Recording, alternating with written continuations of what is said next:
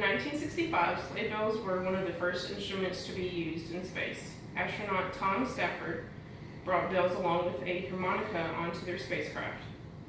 According to Popotique.com, there are 32 different types of bells, and many of them we use on an everyday basis. Sleigh bells are one of those many, and with Christmas coming up, we will be hearing them everywhere we go, so why not learn more about them?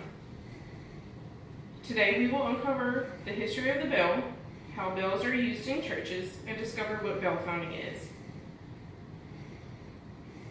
There are many historical aspects of the bell.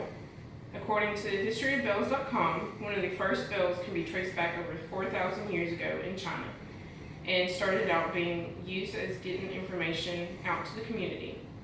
As time has passed, the creation of bells become an art form.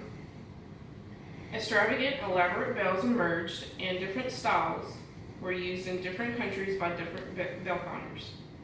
As bells became more predominantly used in different parts of Asia, many religions, such as Buddhism, Hindu, and even Egyptian religions, adopted the use of bells for their ceremonies. Many of the original bells these religions used are still in use as a part of their ceremonies today.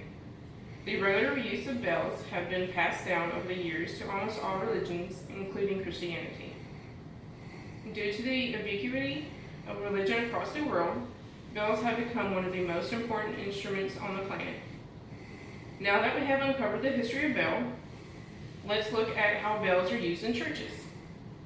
According to Wikipedia.com, in AD 400, church bells were introduced into the Christian church.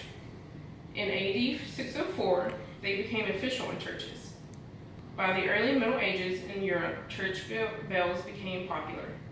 Church bells were originally used to serve as communication tools for the community.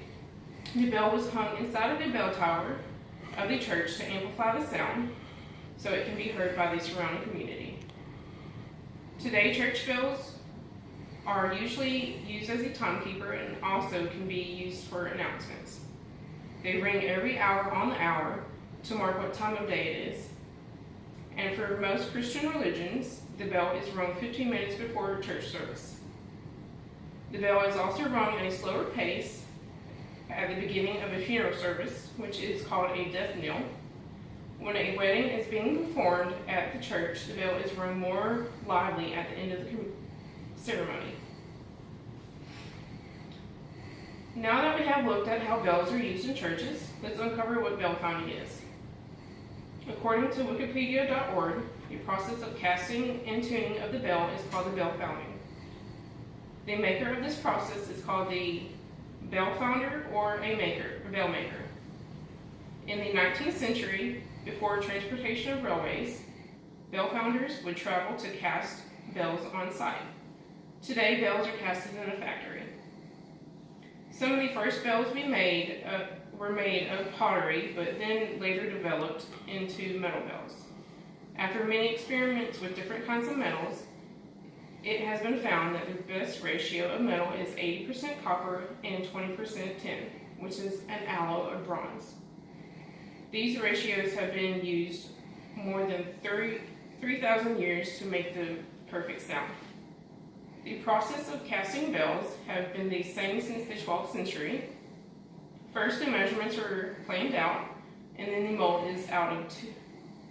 is created out of two wooden boards. Casting of the bell is then done by heating up the metal to 1100 degrees Celsius and then transferred into the mold and left to cool for several days. In the early days, the bells were tuned by chipping away the inside of the bell. Today, we have looked over the history of the bell,